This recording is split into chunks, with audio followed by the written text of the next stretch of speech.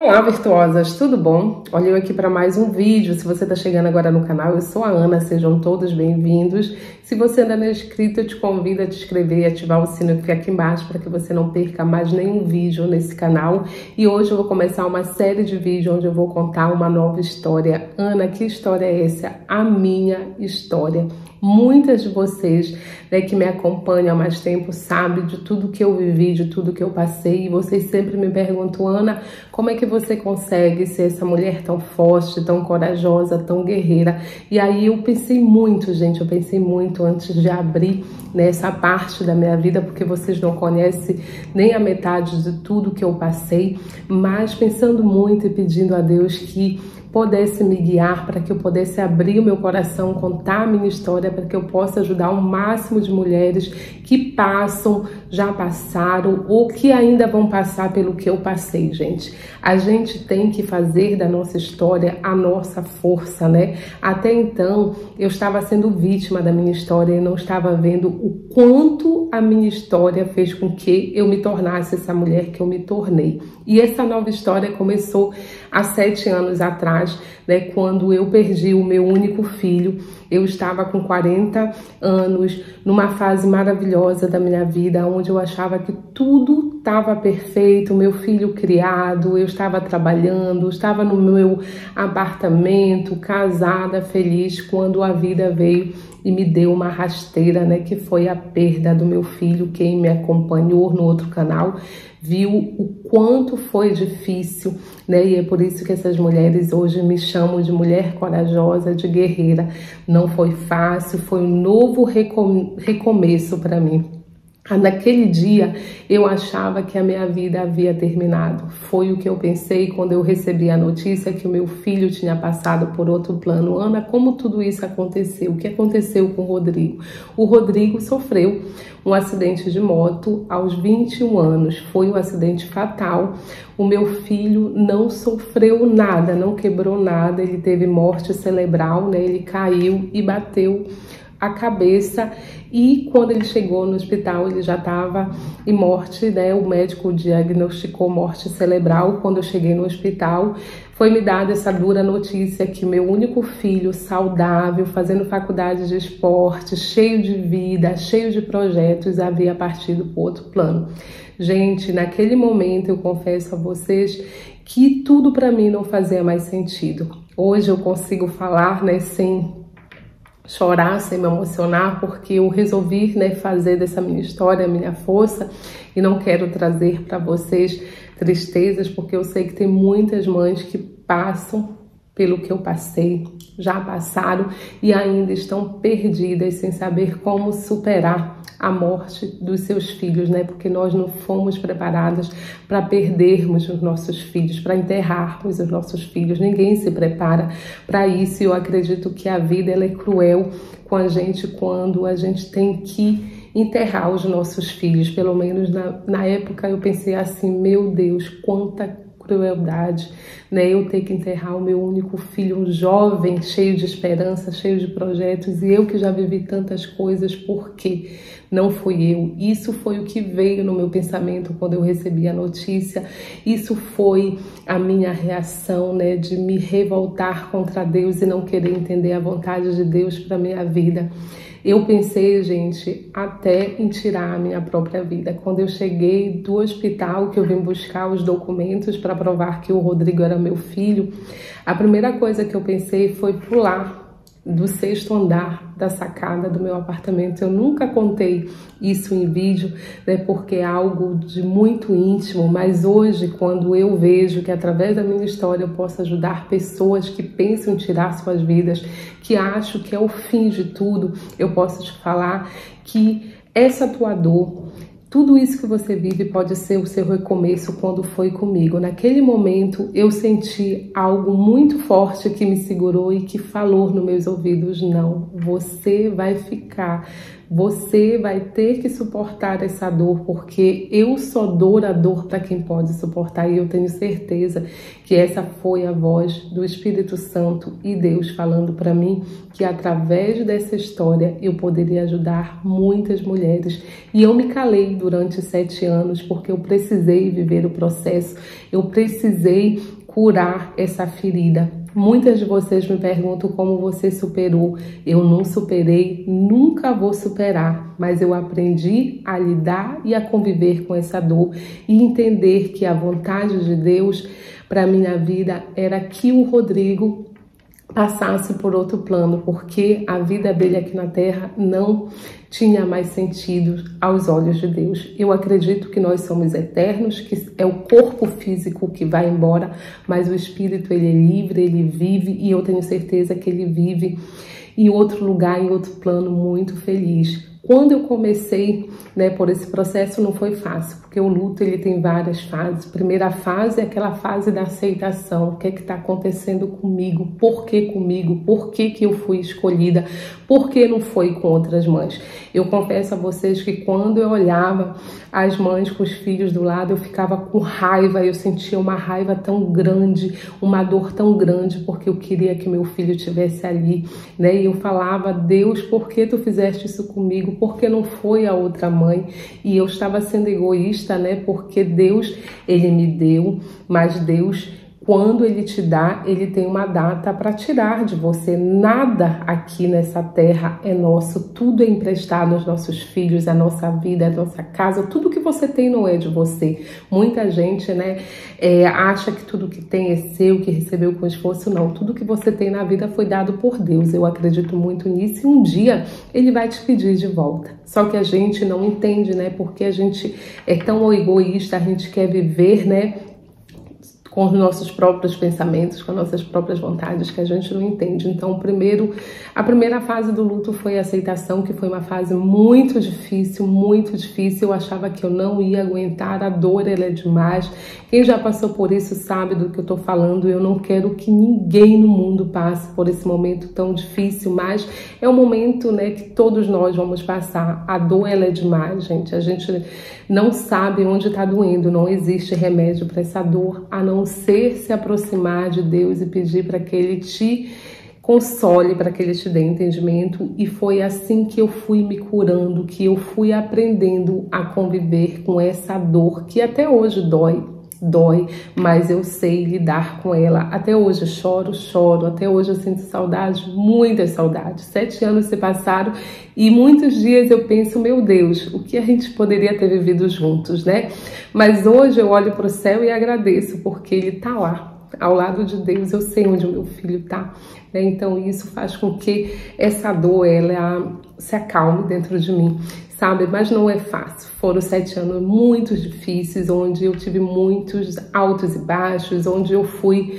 para o fundo do poço, onde eu fui para uma depressão profunda, que hoje você, mulher, que está passando por essa dor e acha que você não vai conseguir superar, pode ser a morte de um filho, de um pai, de uma mãe, de um ente querido. Toda morte é uma dor muito grande que a gente sente. Se você acha que você não vai conseguir, eu quero te dizer que sim, eu sou a prova viva disso. Só que sozinha você não vai conseguir, você tem que clamar a Deus e pedir para que Ele te ajude a entender, a ter o entendimento por que isso aconteceu na sua vida, porque tudo que acontece na vida da gente é para algo bom. Às vezes a gente fala, mas como assim, Ana, perder o seu único filho é algo bom? Talvez não seja no meu entendimento, mas no entendimento de Deus, sim, porque tudo que Deus faz é perfeito e agradável, de acordo com a sua vontade. Então a gente tem que entender que tudo é perfeito aos olhos de Deus e que só Ele pode curar essa dor tão grande de perder, Porque primeira etapa é o não aceitar, Segunda etapa é aprender a viver sem aquela pessoa que a gente está acostumada ali diariamente. Essa é uma fase muito difícil, Por isso que eu deixei, né, o apartamento onde a gente morava. Eu não aguentei ficar ali, porque eu sabia que ali eu ia me acabar, que ali eu não ia encontrar forças. Foi nesse momento que eu e meu marido resolvemos ir para o Brasil, se aproximar da minha família para que eu pudesse me reconstruir. Só que quando eu cheguei no Brasil, eu vi que a minha cura não estava ali, que a minha cura estava aqui, porque foi aqui que eu vivi todos os momentos ao lado dele, era aqui que eu tinha minhas recordações, foi aqui que tudo aconteceu. E quando eu entendi, gente, que só voltando para Nice eu ia me curar, nós tomamos a decisão de voltar e eu resolvi encarar a minha dor, entrar em lugares onde eu frequentava com ele, que era muito difícil. Quando eu voltei, foi muito difícil. E nos cafés onde a gente costumava ir juntos, e em loja onde a gente costumava ir junto, todo lugar que eu ia junto com ele era uma dor terrível, mas foi enfrentando a minha dor, pedindo, né, ajuda a Deus, que aquilo foi me acalmando, que aquilo foi cicatrizando dentro de mim, né? Essa ferida ali, ela ainda tá aberta, tem muitos momentos que ela se abre, mas se abre numa dimensão que nem eu acredito que eu vou suportar mais uma vez, mas tudo isso é necessário para que a gente passe por esse processo, né? Então eu resolvi abrir essa parte da minha história para que eu possa ajudar muitas mulheres que passam por isso. Porque, Ana, só agora você resolveu contar essa história, esses momentos que você passou, como foi para você, gente? Porque essa semana uma amiga minha me telefonou e falou: Ana, eu tenho uma amiga que perdeu o filho já faz 8 anos. Um ano antes do Rodrigo, o filho dela faleceu. E ela até hoje ainda não tirou nada do quarto dele. Tudo tá no lugar, tudo tá lá. E ela vive numa depressão que você não tem noção. Ela vive muito triste, ela não consegue aceitar a morte do filho dela. Ela está vivendo um momento terrível com os outros filhos que ficaram, porque graças a Deus ela tem chance de ter outros filhos, que não foi o meu caso. Então a vida dela tá um caos. Eu falei da tua história para ela, ela queria muito te encontrar. Nós fomos tomar um café juntas e eu conversei, falei da minha dor, mãe para mãe, a gente sabe, né, da dor que a gente sente. Contei a minha história e ela falou para mim: caramba, como você consegue sorrir, como você consegue continuar a sua vida sem seu filho? Eu não consigo. Ela falou para mim: toda vez que eu quero colocar um sorriso no meu rosto, Ana, parece que eu estou indo contra, né, essa dor, parece que eu estou fazendo algo contra o meu filho. Eu não consigo tirar nada dentro do quarto dele, porque eu acho que eu estou tirando ele da minha vida. Tudo para mim é muito difícil. E você fez tudo isso, né? Porque eu, voltando um pouquinho na minha história, logo que o Rodrigo faleceu, né, teve duas coisas muito importantes que aconteceram. Primeiro, como meu filho teve morte cerebral, logo depois que os médicos me deram a notícia, eles vieram perguntar para mim se eu gostaria de doar os órgãos do meu filho, né? Se o Rodrigo era doador de órgãos, ele era saudável, o que era que eu achava? Foi uma pergunta muito difícil. Eu havia perdido meu filho e alguém te pede para salvar outras vidas, né? E eu pedi para o médico: Senhor, doutor, eu preciso me recolher ao lado dele. O meu filho era uma pessoa completamente desapegada, ele era a luz aqui na Terra, mas eu preciso me recolher para saber o que é que eu vou sentir dele. Será que é realmente isso que ele queria? E me recolhendo, eu senti algo muito forte que falava que era para eu fazer essa doação.